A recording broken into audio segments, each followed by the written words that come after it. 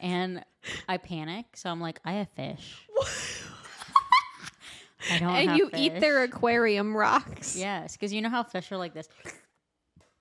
And they pick up their aquarium rock and they like swim up. Mm-hmm. And then they're like, and then the aquarium rock like falls down.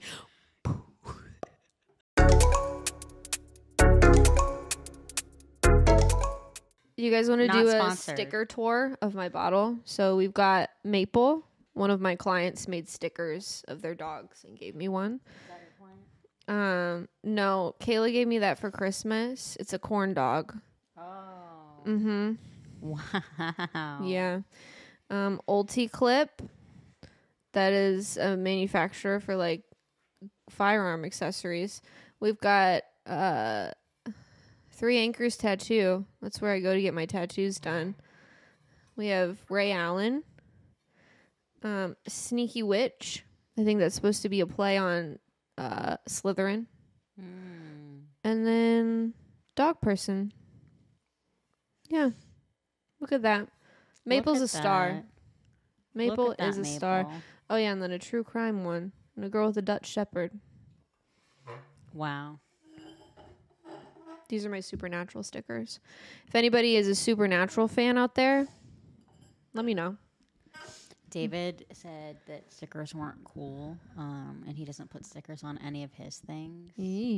I don't put stickers on anything. Clean guy aesthetic. Is that what he's going for? Yeah, so... I put stickers on everything. I love a good sticker. The stickers on your car.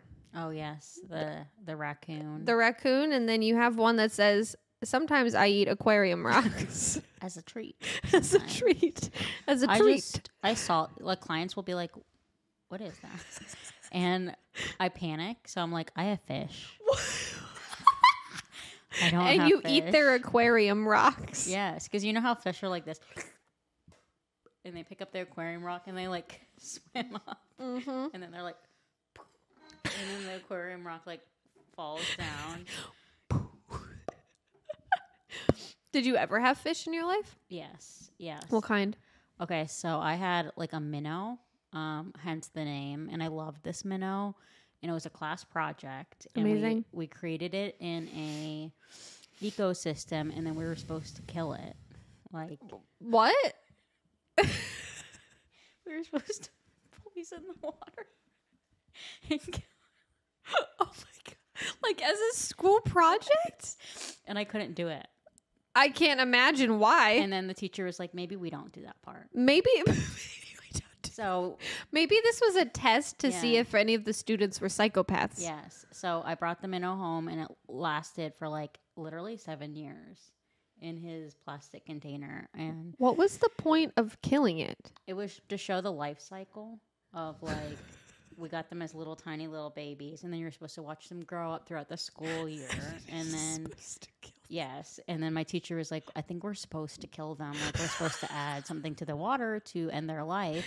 What Because grade then was this? 3rd, 4th. Oh my God. My teacher's name was Miss Roberts. So she's really Wow. saved the fish there. So. She did. Thanks, Miss Roberts. Yes. I think I would have not told the children that they were supposed to kill them, though. Yes. I might have left that part out Yeah. and just not done it. So, that was my memory, is that they were supposed to kill them and I saved them. So, same for like dissecting frogs. I don't know if you guys did that. I did dissect a frog, but it was already dead. Yeah. Yeah. Yeah. I didn't kill it to dissect I was it. like, in middle school, I was like taking a moral stand, and I was like, if you dissect a frog, then you're part of the problem.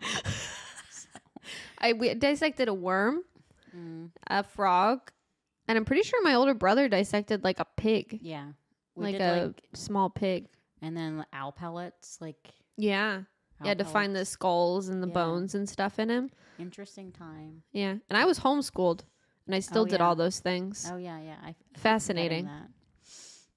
I was not homeschooled, and I was in a class that wanted me to kill a fish. So Maybe that's why I was homeschooled. yeah. Anywho, today we're going to talk about social media and dog training and like how social media affects dog training, how a lot of the information that is accessible to you using social media is likely not accurate or good information. Yes.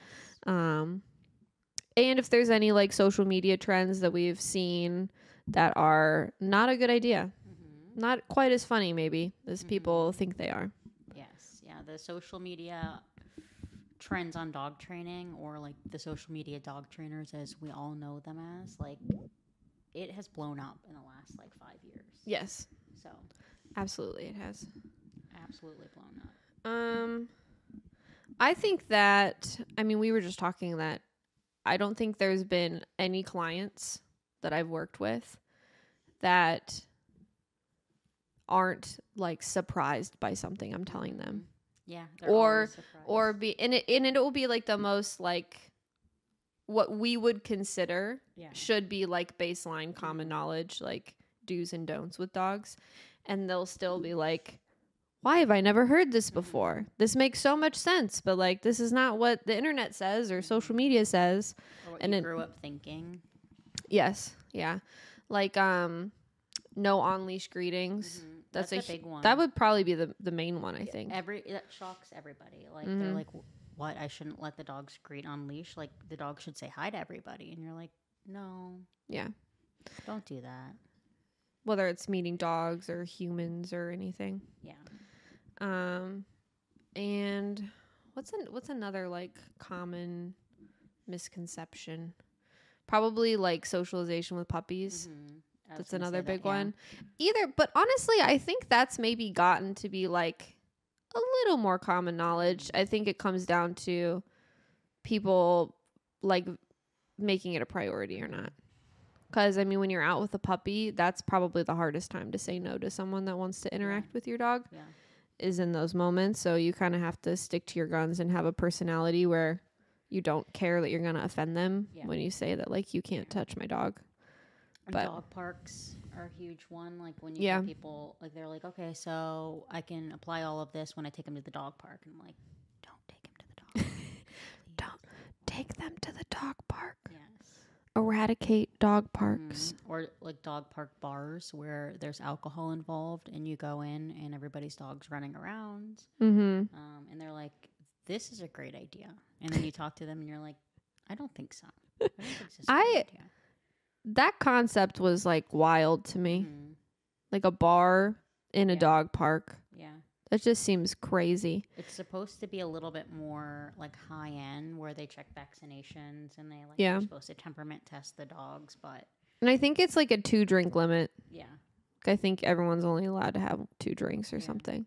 So never been there. Maybe we'll do a social experiment one time. Maybe we could try it out. Yeah. Go and try it out. I don't have a dog with a temperament that could go there though. I don't think I do either. None of my dogs could really go there. No. Cash probably could, but he's so old that I would not play guinea pig with him. I'm not interested in someone's bully breed coming and just like taking him out and then he's just flailing on the ground. Absolutely not. And I don't mean that in that it would be necessarily an aggressive thing the dog is doing. It's just, I'm sure they'd come plowing over. For sure. Do you think about like the things you used to do before you were a dog trainer with your dogs? All the time. Like, with Cash. I fully straight up took my 5-pound Chihuahua to a dog park and allowed him to play with whomever came into the park. And I have videos of him like chasing them and like attacking them. And at the time I was like, oh, Nelson, you're so cute. And then in reality, I'm like, that was so dangerous to do. And luckily, nothing ever happened. Yeah. But the dog park was my number one thing back in the day. And I was like a big dog park advocate. Catch Bridget at the dog park. You just edit it and it says like, I love dog parks. Not. No, I used to take Cash to the dog park. And then I got into an altercation with a woman there because her dog was being a complete dick and to all of the other dogs and instigating and like starting fights. And so it came over to Cash and I kicked it in the face. She got really mad. So then we're like yelling at each other. And then we just left, and I was like, I don't think I'm ever coming back to a dog park ever again. It just like people are always like, why no dog parks? And the reason we'll tell you here, you've heard it first. You heard it first. Disease infested fight club. Well, Yes. we don't know. We can't confirm that any of the dogs are up to date on their vaccinations or you know, worms or intestinal worms or the spread. parasites are probably running rampant Yes. in dog parks, Especially if you have a poop eater. And dog parks are often socialization for humans, so they're talking to each other while your dogs are like fist fighting in the back. Yes. And a lot of really bad behaviors can come out of dog parks where we're not recognizing or advocating for the dogs that we have. So when they do become fearful or scared and they snap or bite, people are like screaming at them and it's just not a good place. People usually will bring like their children, and the children will just be running amok and like trying to pet all the dogs and hang out with them.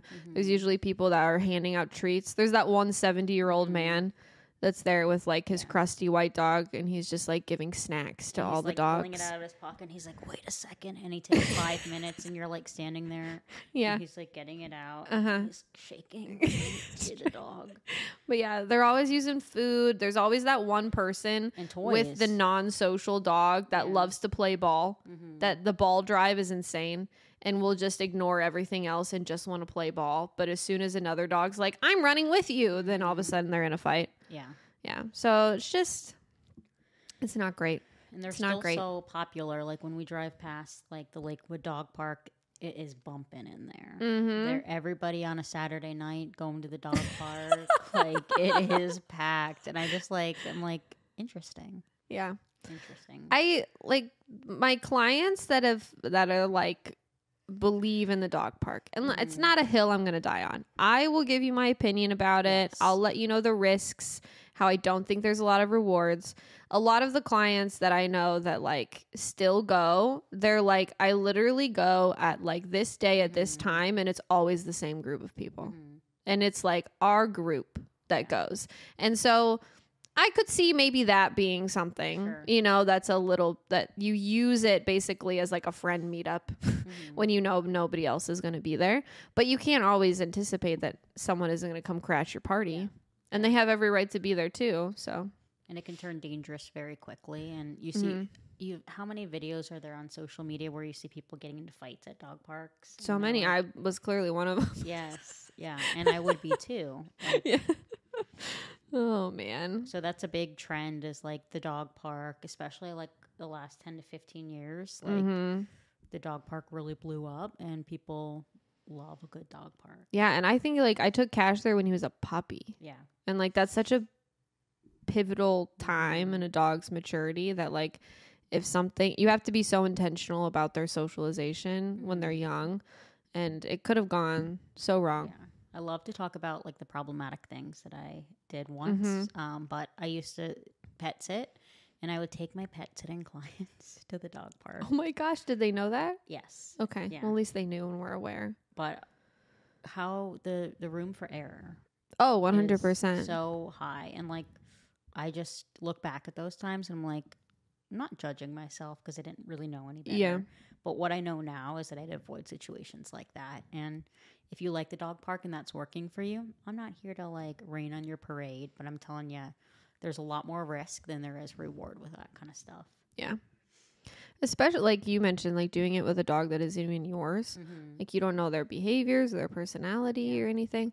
Like I saw this one video of a girl who was hired to like dog walk for this dog, and it got away from her and it started attacking like a dog. And she was like, what the heck am I supposed to do? This isn't even my dog. You know what I mean? Like it's just like so dangerous.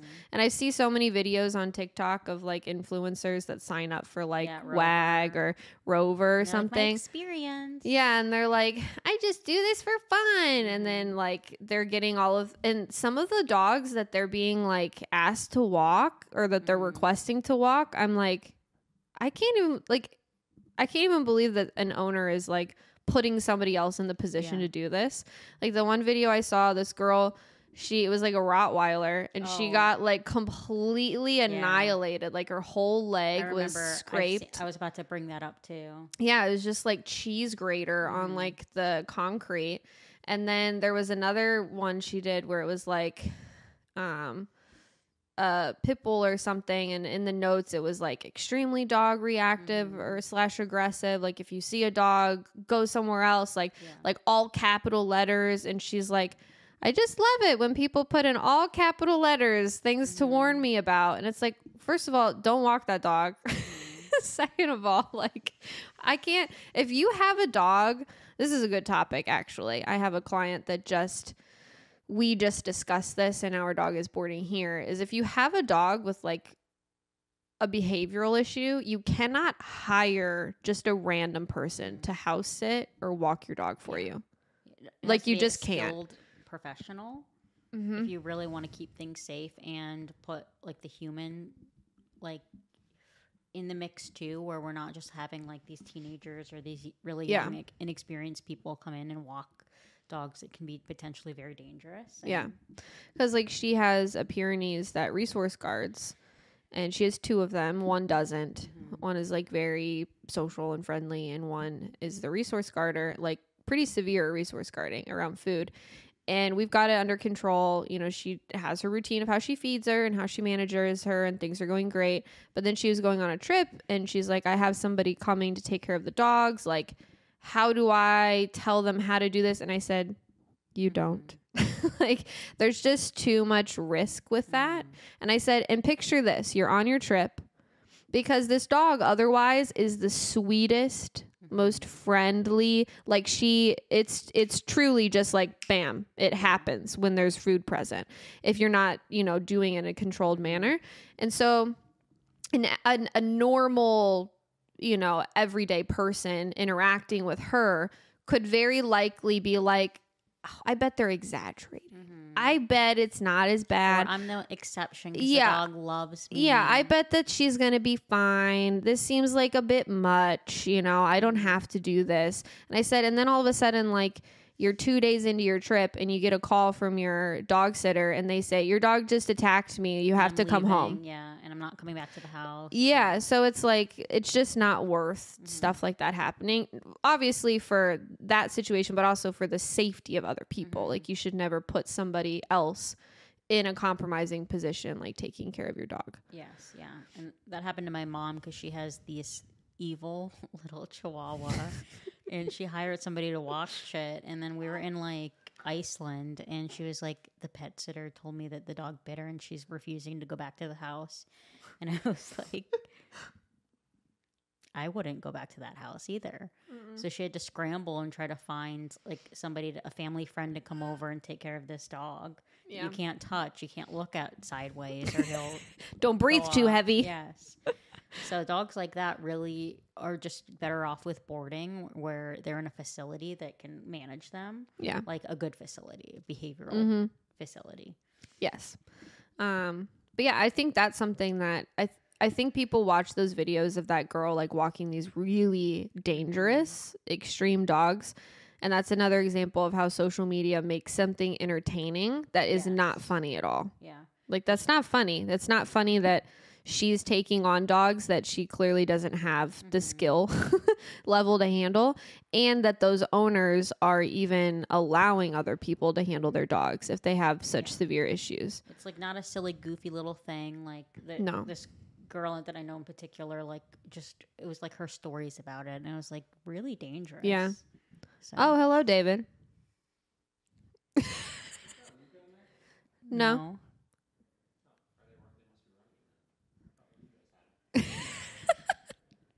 We're missing a dog. We lost a dog. Uh-oh. But yeah, those things aren't funny. I saw, ironically, a video just yesterday on TikTok that I was like, this has like 4 million views or something, 2 million likes. All the comments are like, this is so funny. And it was not funny at all. It was this dog that they put one of those like dinosaur David loves masks. Does he? David, show me that. Does he like this video? He showed me the video and he was like cracking.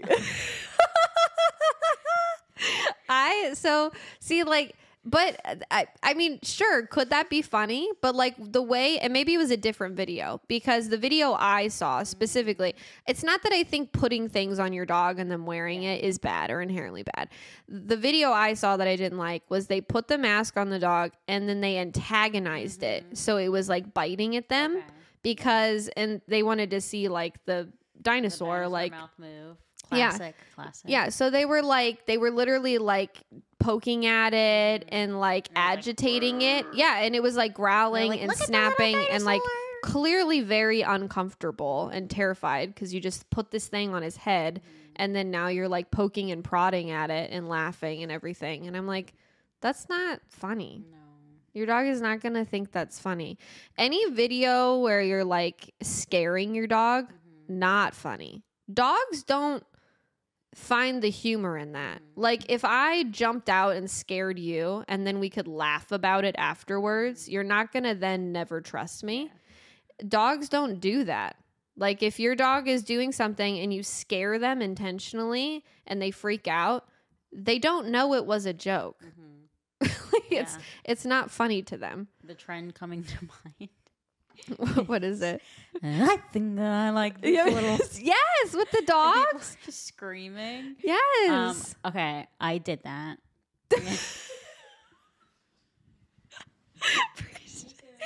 My dogs were eating, and I was like, ah! And all 6 of them, however many dogs I have, they were like, whoa!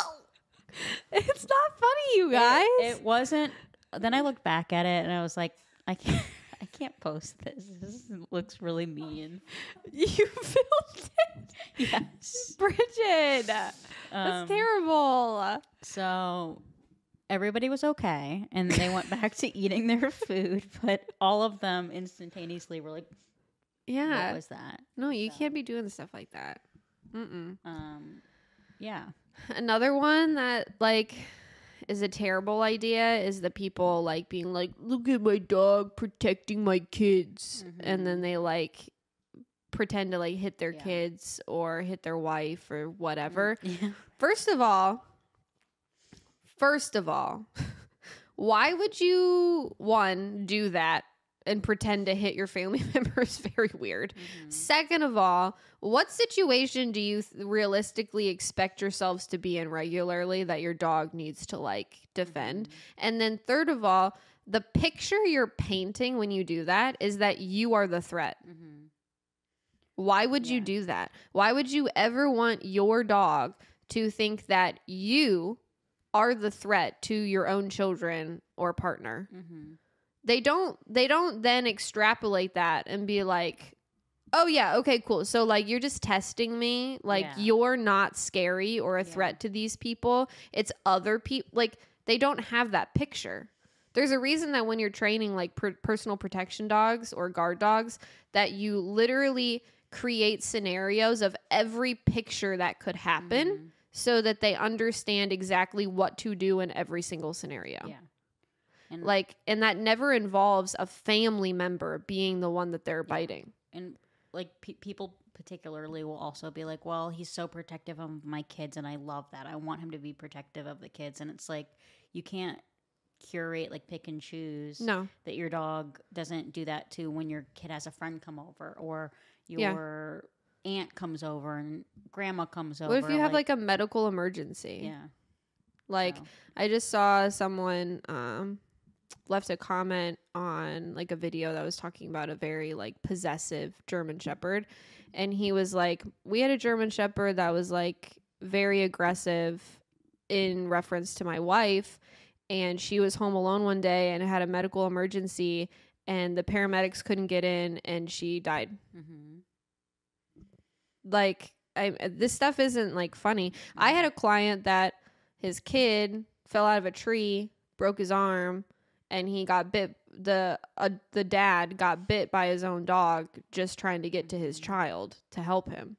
Like that's embarrassing. Yeah. And we like to the extent, like, and I'm not using those people as like, hey, that's embarrassing. I'm saying that like You got bit by your own dog. Like, that's how out of control you allowed those possessive behaviors to become in reference to your children, that then they think you're the threat. Like the exact videos that I was describing where the dad is like, watch, I'll try to, I'll pretend to hit my kid, and then the dog gets all defensive.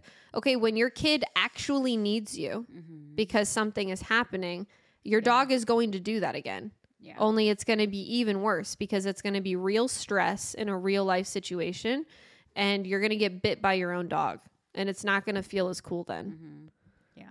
So we have to look at all of those situations, like as dog trainers, like, and not claiming to be like holy or above anybody else, but there's so many videos that I'm like, how is this getting so much, like, so many comments that are positive, and so many likes, and people think it's just hilarious, and then you look and you're seeing really concerning things in the video, and you're like, this isn't funny. No, it's not funny at all. And then if you made the comment, you just have to scroll past it because everybody will be like, no, you're such a stick in the mud. Yeah. Well, and there was and then the people that think it's so cool how protective their dog is are the first ones then to like file a lawsuit or complain when a cop has to shoot their dog to be able to like render aid to get to them. It's like you set your dog up for failure in that situation. Like if you allowed them to perpetuate those behaviors, like human life is always going to come first. And if something is happening to you or a family member and your dog is getting in the way of them being able to help, like, unfortunately, that's likely what's going to happen. There are some, like, really nasty situations, like, very extreme situations that happen like that. And people think, oh, like, it's not that common, but they can be very common. Yeah. Or, like, if your dog had a medical emergency and you have to take them to the vet, and then having the dog, like, be unable to be treated without being completely sedated is huge as well. Oh, yeah. Or I think we talked about it a while ago, but that one Roddy that I worked with, he had to be fully sedated at the vet, very out of control, very aggressive, and we did training. We worked extensively on it. He did great. And then they like emailed me like a month or two later, and they were like, we just wanted to give you an update that he had his stomach flipped, and they had a medical emergency where they had to take him immediately to the vet, and he was so compliant, so easy to treat, and they were like, we truly think it saved his life that we like did that focused training on being able to have him at the vet. And it's like moments like that it really pays off that you work on that stuff with your dog. We have a Roddy in right now that had to... it's always the Roddies. It is always the Roddies that had a rash upon like within 24 hours of arriving, that had the rash previously before arriving. And he had to go to the vet in his like second day of training with us. And the owner let me know that in the past he's had a lot of trouble at the vet, and she doesn't know this dog very well, but kind of heard through the grapevine how much trouble he's had. And he was definitely a struggle. Not in the particular vet office because we had things under control and I was able to manage his behavior, but thereon after, when I needed help applying his ointments and stuff, he was not having it. He was very, very much making a racket. And then he slowly started to realize that racket didn't work. But in those situations, like dogs that are like yelling at the vet, or of course people are going to back off, and then we're like, okay, we need to do medication, or we need to sedate this dog. And then we're kind of reinforcing that the dog makes a racket, and then they get out of whatever we're trying to do to them. Yeah. So. And I mean, speaking about Roddies specifically, like it's gotten so popular to film your Rottweiler growling and showing their teeth at you and being like, that's just a Roddy Rumble. That's just how... Bullshit. Like there's so many Roddies. Like, yes, are they like crankier and more vocal and more like... picky about handling and stuff. Yes. But that doesn't have to look like that. And it's absurd. Like, do they do some of that stuff like in a very like minimal way? Like, I suppose so. But like all the Roddies I've worked with, and I've worked with a lot, once you get them to where they are comfortable being handled, they don't make a peep. And that's exactly what happened. They don't make a peep. They let you do what you need to do. They don't grumble about it. You don't have to be like, that is a dog that you antagonize.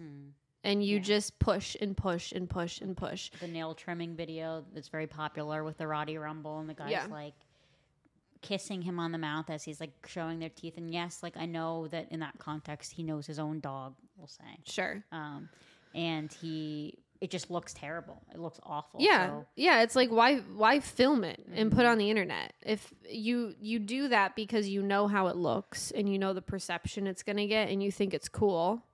And it's like, it's just stupid. It's pointless. It doesn't make any sense to me. Like, Rottweilers don't have to behave like that. It's not normal for them to behave like that. No, and we can't make excuses for like power breeds like struggling and be like, that's just the way that they are. No. It's like, yes, they're genetically maybe more predisposed to be headstrong and meet conflict with conflict, but you can certainly find resolution to that. Yes. And help them work through these things. So when you do have to go to the vet unexpectedly or somebody comes over, you're already in a position where you're able to address it and you're not left like panicking and then having the added stress that this dog cannot be treated or you can't have people over or all of these things that have to shift our life. When we have these dogs, we just have to take responsibility. Yeah.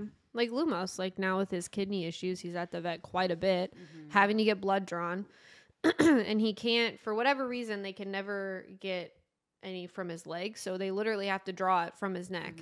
So he sits and he's facing the vet tech and she's literally crouched face to face with him right at his neck doing his blood draw. And I just hold his head. Do you think that like he would have just naturally let me do that if I didn't work so heavily on his handling of being around a strange person? And granted, we've been going to the same vet and it's the same vet tech for a long time now, but that's part of the key, I think, to success with a lot of the dogs that don't do well with handling is finding a consistent person that they go to see. But anyways, just that in and of itself, like that doesn't just magically happen. Like you really have to be intentional about doing that with breeds that have a predisposition to being like suspicious and aloof and not liking new people and stuff. Yes. And we have to stop putting responsibility on the vet staff that they're going to handle it when we walk in and be like, they know what they're doing. Yes, they've had a lot of training and they can do that, but they shouldn't be responsible for managing your very difficult dog, which they already have a very stressful job. And likely it's not that they're prescribing medication because they love drug dogs. It's like they have to. Well, and a lot of like, I think groomers end up in the same position too, where like they just struggle through it without giving honest feedback to the owners because most owners don't care.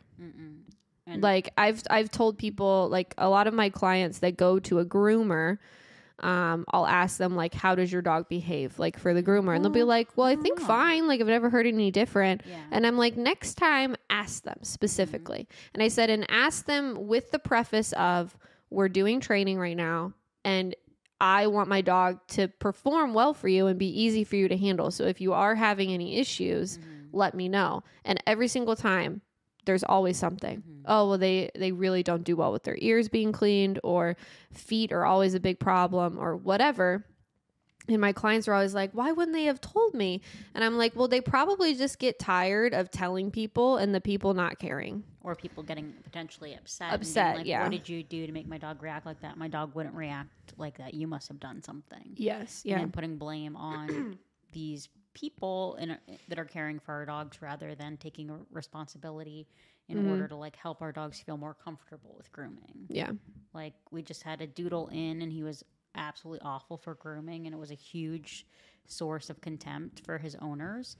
He came for like a 1 week tune up and that's all we worked on was like nails, brushing, things like that.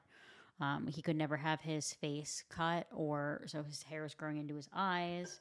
And they've done their due diligence. They were moving into a new house and created, like, in their new house, a groom room for him where they got a groom tub and everything that they need to be able to do it themselves because they can't find somebody that's willing to work with this dog. Yeah.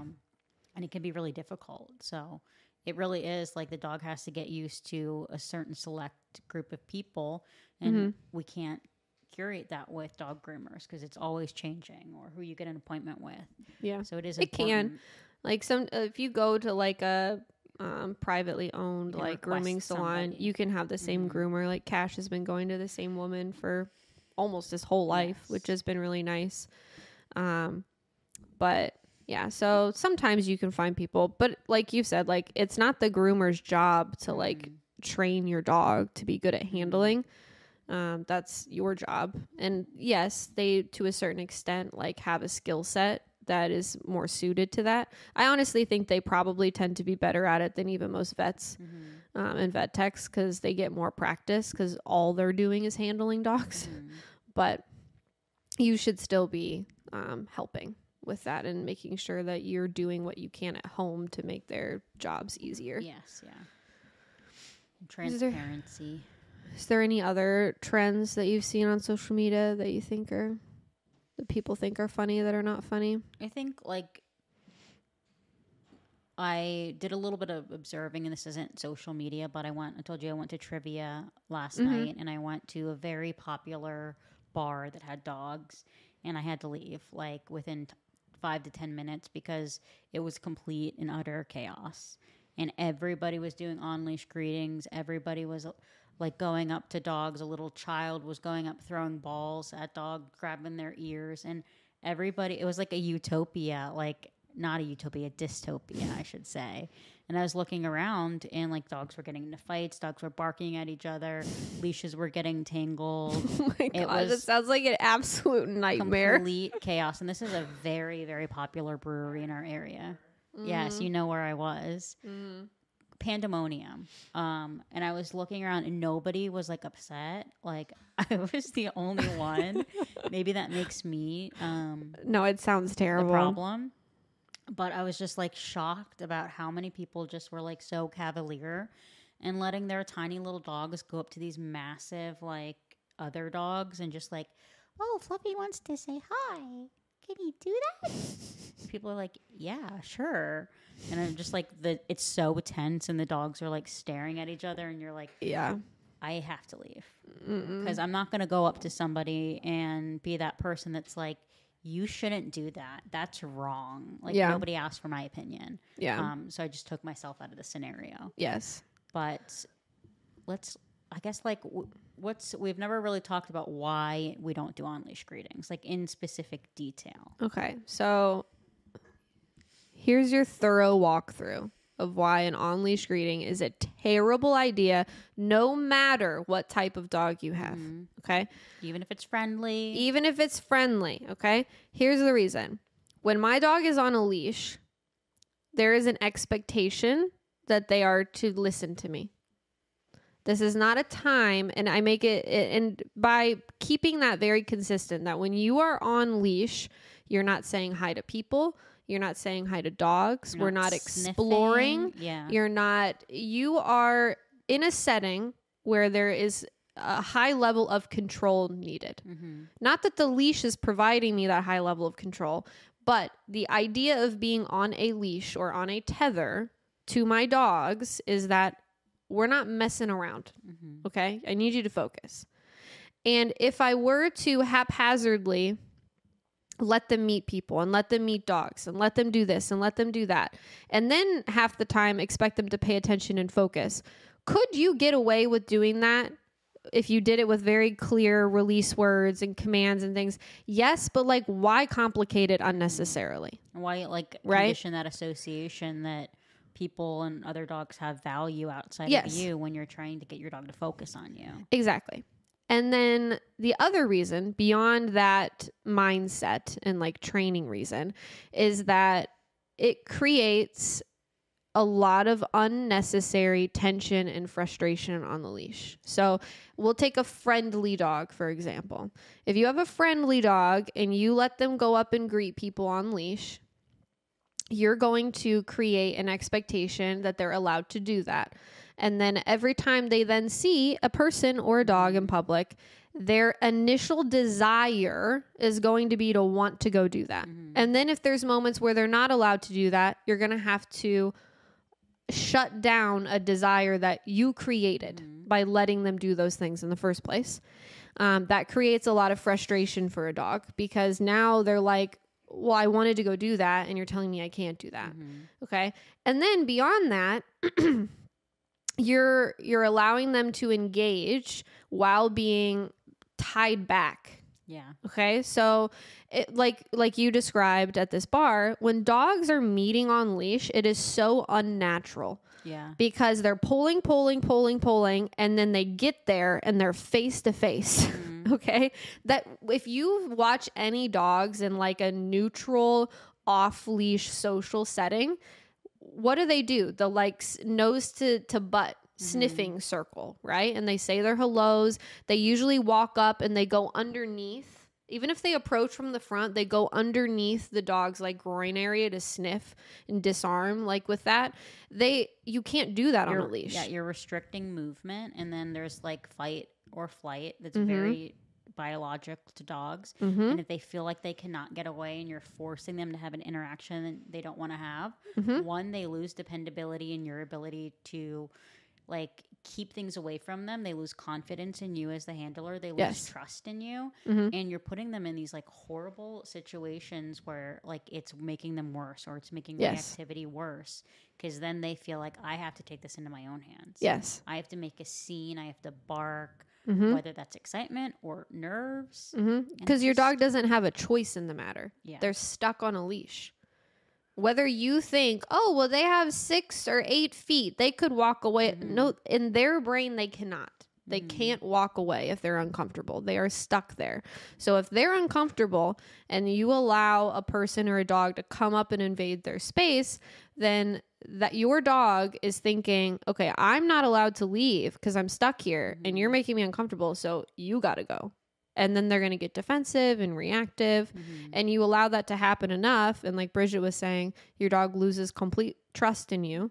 And now they become preemptively reactive. And now it doesn't matter whether someone's actually approaching them or invading their space. They just on sight are going to start yelling at everything or growling or being super uncomfortable and head ducking and fearful because just the mere sight of it to them has indicated that, oh, I know what's coming next. They're going to come up and they're going to try to touch me. I would say like, and that's very common. Like I would say 9 out of 10 clients coming into our training program always have to be told that on-leash gradings are not good. And people are always like, what? Yeah. And honestly, the 1 of 10 that don't have to be told that because they don't do it anyways, it's not even because they know the reason. It's because they just don't like people. Yes. Yeah. And they have a personality where they're like, I don't want anybody touching my dog anyway. So that works out great. So we have to be really careful with like how we're allowing our dogs to interact. And like if we're trying to build them socially, we have to do it in the right way. And strangers' dogs, that's another thing, is that my dogs will never be saying hi to any stranger's dogs ever in the span of their life. Like, no. I don't care even if they're off leash, like if it's an accident, then it happens. But I would never purposely, intentionally ever do that to my dogs. No, my dogs would never meet a dog I don't already know. And that's another thing that people don't realize is like how important it is to set your dog up for success by finding playmates that are going to match their energy and not that your dog's not going to get bullied, that your dog's not going to get like feeling like they have to really stand up for themselves or mounted a ton or screamed at by the humans because you're perceiving something that they're doing as negative, and then there's just too much human involvement in the things. Yep. So yeah, I would say like, I don't know, if you're at like a human social setting, like a bar or something like that, like there's no need, like dogs can be there, but like there's no need for it to be like about dogs saying hi. Your dog can be with you, but it's not a trip for your dog. And purposely like you're trying to use that as an opportunity to train or socialize your dog. Like training in the sense like, oh, he doesn't have any training under his belt yet, and I'm going to take him somewhere to train. Yeah. So it's different if your dog's already trained and you're working on a downstay or something, and you go there to practice. Yeah. And you kind of keep your distance from other dogs. Yeah. And if you are in social settings like that, I know it can be intimidating to like set boundaries and tell people like, no, you can't touch my dog. Your dog can't say hi. You have every right to be there just as much as they do. And you're allowed to set those boundaries. It's literally the same thing as like a random person wanting to come up and hug you. It's like, I don't know you. You can't touch me. Like, you don't have to suddenly have no boundaries just because it's a dog. And to change that, what you had to deal with, someone has to start talking about it and doing it. Yes. You know what I mean? Somebody has to have the guts to go there and be like, no, I'm here and I'm going to be here with my dogs and you're going to leave us alone. So we have to just eventually have the audacity, I suppose, to start setting boundaries and holding people to them if we're going to expect anybody to change. Yes. And if you feel like you can't do that, then you shouldn't be taking your dog out in public. No. And you got to just like be able to set those boundaries pretty immediately. And there's nothing wrong with advocating for your dog and remembering that your dog's not an object that's going to be passed around from kid to person. And everybody gets to say hi to them. Like, respect your dog's autonomy and respect your dog's mindset with some of this stuff. And, like, stand up for them because they don't have a voice. And if we do give them a voice, they don't use it, correctly. Yes. But, yeah. Do you have any last thoughts? No on-leash greetings. No dog parks. Yeah, if you took away anything from this today, no dog parks. No on-leash greetings. And don't purposefully scare your dogs. Yeah. Bridget. I like this little Sorry, dogs. They still love me. Cool. Well, thanks for hanging out with us, guys. Are there any trends on social media that you guys have seen that you think suck? Comment below. Smash that like button. Let us know your thoughts. See you next week. See ya.